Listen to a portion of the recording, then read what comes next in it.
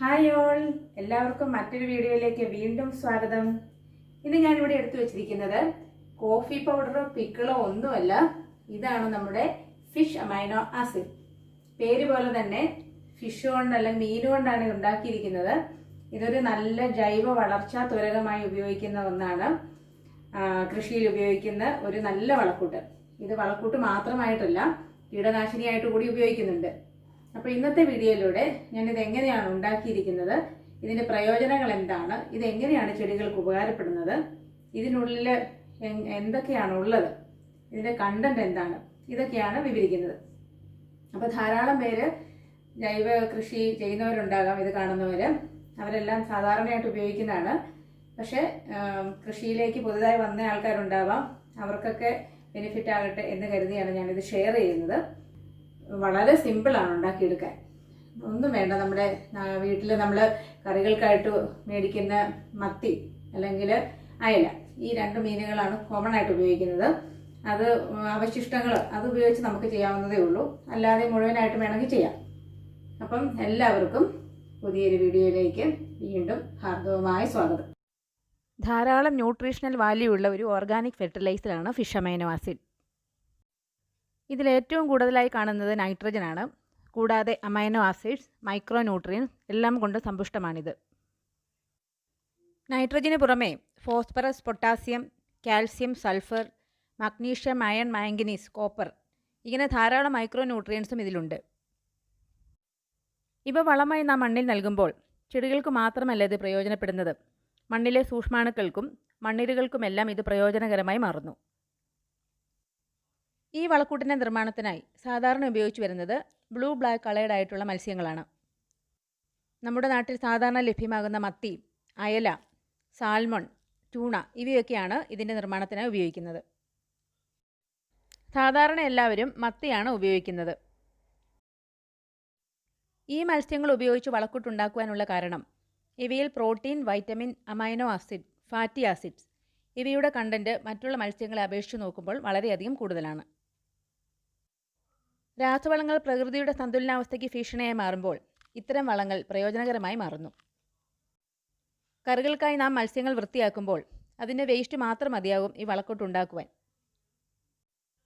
മീനിൻ്റെ അവശിഷ്ട ഭാഗങ്ങളായ തല, വാൽ, ചെതുമ്പൽ, അതുപോലെ ഉൾഭാഗം ഇതെല്ലാം നമുക്ക് ഇതിനുണ്ടാക്കാൻ വേണ്ടിയിട്ട് ഉപയോഗിക്കാം. ഈ വളക്കൂട്ടുണ്ടാക്കുവാൻ വേണ്ടി മത്സ്യത്തോടൊപ്പം ഉപയോഗിക്കുന്നത് ശർക്കര അല്ലെങ്കിൽ ജാഗരിയാണ്. രണ്ടും തുല്യ അളവിലാണ് എടുക്കേണ്ടത്. 1 കിലോ മത്തി ഉപയോഗിച്ചാണ് വളം തയ്യാറാക്കാൻ ആഗ്രഹിക്കുന്നതെങ്കിൽ അതേ അളവിലുള്ള ശർക്കരയും എടുക്കേണ്ടത് ആവശ്യമാണ്. ശർക്കര ഒട്ടും വെള്ളം ചേർക്കാതെ പൊടിച്ചെടുക്കുകയോ അല്ലെങ്കിൽ അങ്ങനെ തന്നെ ഉപയോഗിക്കുകയോ ചെയ്യാം. മത്സ്യവും അവശിഷ്ടം മാത്രമാക്കാതെ മുഴുവനായി തന്നെയും ഉപയോഗിക്കുവാൻ കഴിയും.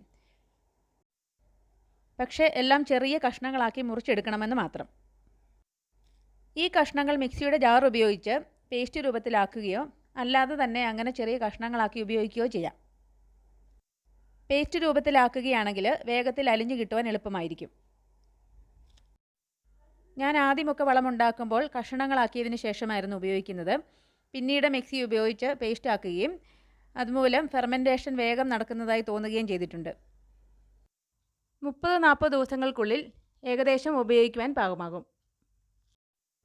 നന്നായി അലിഞ്ഞു കിട്ടുവാൻ 2 മാസം മുതൽ 6 മാസം വരെ എടുക്കുമെന്ന് പറയുന്നു.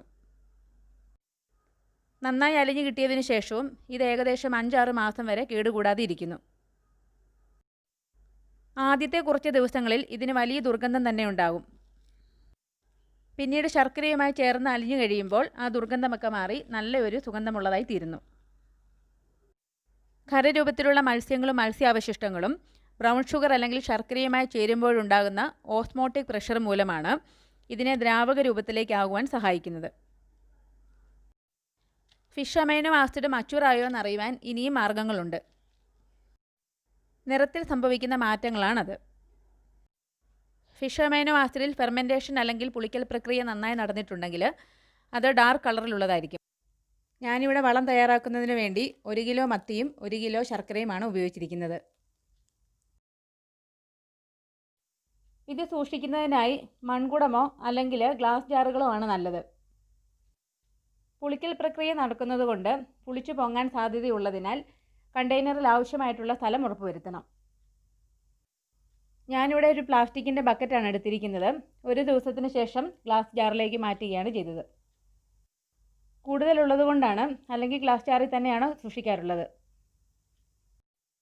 ഞാനിവിടെ ശർക്കരയ്ക്ക് പകരമായിട്ട് കറുത്ത വെല്ലമാണ് ഉപയോഗിച്ചിരിക്കുന്നത്. ശർക്കര കിട്ടാൻ ബുദ്ധിമുട്ടുള്ളത് കൊണ്ടും വിലക്കൂടുതലുള്ളത് കൊണ്ടുമാണ് വെല്ലം ഉപയോഗിക്കാറ്. സാധാരണ അത് തന്നെയാണ് ഞാൻ ഉപയോഗിക്കുന്നതും. ശർക്കര കിട്ടുകയാണെങ്കിൽ അത് ചേർക്കുന്നതായിരിക്കും കൂടുതൽ നല്ലത്. പിന്നീട് എല്ലാം കൂടി കുടഞ്ഞെടുത്ത് മിക്സ് ചെയ്ത് ഒരു ദിവസം വെച്ചതിന് ശേഷമാണ് ജാറിലേക്ക് മാറ്റിയത്. മിക്സ് ചെയ്യാനുള്ള എളുപ്പത്തിന് വേണ്ടിയിട്ടാണ് പ്ലാസ്റ്റിക് ബക്കറ്റിൽ എടുത്തിരിക്കുന്നത്. ശർക്കര ആദ്യത്തെ ദിവസം അലിഞ്ഞു കിട്ടിയിരുന്നില്ല. രണ്ടാമത്തെ ദിവസമായപ്പോഴാണ് അലിയാൻ തുടങ്ങിയത്. ഇങ്ങനെ വളം തയ്യാറാക്കുന്ന ദിവസങ്ങളിൽ ജാറിൻ്റെ അടപ്പൊന്ന് ഇടയ്ക്ക് തുറന്നു കൊടുക്കുകയാണെങ്കിൽ അധികമുള്ള എയറൊക്കെ പുറത്തേക്ക് പോകാൻ ഇത് സഹായകരമാകും. അതുപോലെ ഇളക്കി കൊടുത്തില്ലെങ്കിൽ മുകളിൽ പൂപ്പൽ ബാധ ഉണ്ടാകുവാനുമുള്ള സാധ്യതയുണ്ട്. ഒരാഴ്ച കഴിഞ്ഞാൽ പൂപ്പൽ ബാധയ്ക്കുള്ള സാധ്യതയോ അല്ലെങ്കിൽ ദുർഗന്ധം കുറയുകയോ ചെയ്യുന്നില്ലെങ്കിൽ നമുക്ക് കുറച്ചുകൂടി ശർക്കര വേണമെങ്കിൽ ചേർത്ത് കൊടുക്കാം. തയ്യാറാക്കിയതിന് ശേഷം സൺലൈറ്റ് ഡയറക്റ്റ് കിട്ടാത്ത സ്ഥലങ്ങളിൽ എവിടെയെങ്കിലും സൂക്ഷിച്ച് വയ്ക്കേണ്ടതും ആവശ്യമാണ്. ഏകദേശം 40-45 ദിവസമാകുമ്പോഴേക്കും ഇത് പാകമായിട്ടുണ്ടാകും. കഷ്ണങ്ങളാക്കിയാണ് നമ്മൾ മീനിൻ്റെ ഭാഗങ്ങൾ ഉപയോഗിക്കുന്നതെങ്കിൽ അത് അരിച്ചെടുക്കേണ്ടത് ആവശ്യമാണ്. പേസ്റ്റ് രൂപത്തിലാക്കുകയാണെങ്കിൽ അരിച്ചെടുക്കേണ്ടത് ആവശ്യമില്ല. നമുക്ക് കുഴമ്പ് രൂപത്തിൽ അത് ഉപയോഗിച്ചാൽ മതിയാവും. നന്നായി പാകമായ ഫിഷ് അമൈനോ ആസിഡിൻ്റെ മുകൾ ഭാഗത്ത് ഒരു ഓയിലി അപ്പിയറൻസ് നമുക്ക് കാണുവാൻ സാധിക്കും. ഇത് 3 ദിവസത്തിന് ശേഷമുള്ള ഫിഷ് അമൈനോ ആസിഡിൻ്റെ ദൃശ്യങ്ങളാണ്. ഇത് അഴുകാൻ തുടങ്ങിയിട്ടേ ഉള്ളൂ. സൂര്യപ്രകാശം അധികം ഏൽക്കുകയില്ലാത്ത സ്ഥലത്താണ് ഞാനിത് സൂക്ഷിച്ചിരിക്കുന്നത്. കുറച്ച് ദിവസങ്ങൾ ഇങ്ങനെ മിക്സ് ചെയ്ത് കൊടുത്താൽ അലിയുവാൻ ഇത് എളുപ്പമായി തീരും. ഇങ്ങനെ തയ്യാറാക്കുന്ന വളം ചെടികളുടെ വളർച്ചാ ഘട്ടങ്ങളിലാണ് കൂടുതൽ ഉത്തമം. പൂവിടുന്ന സമയങ്ങളിലും ഫലമുണ്ടാകുന്ന സമയങ്ങളിലും ഇത് ഉപയോഗിക്കാതിരിക്കുന്നതാണ് നല്ലത്. കാരണം ഇതിൽ നൈട്രജൻ്റെ അളവ് വളരെയധികം കൂടുതലുള്ളതുകൊണ്ട് ആ സമയങ്ങളിൽ ഒഴിവാക്കുന്നതാണ് മെച്ചമെന്ന് പറയുന്നു. ഇലക്കറികളുടെ വളർച്ചാ കാലഘട്ടങ്ങളിൽ ഇത് ഉപയോഗിക്കുന്നത് വളരെ ഉത്തമമാണെന്ന് പറയപ്പെടുന്നു. ഇത് ഡൈല്യൂട്ട് ചെയ്ത മണ്ണിൽ ഉപയോഗിക്കുന്നത് പോലെ തന്നെ നമുക്ക് കീടബാധയ്ക്കെതിരെയായി ഇലകളിലും ഇത് ഉപയോഗിക്കുവാൻ സാധിക്കും.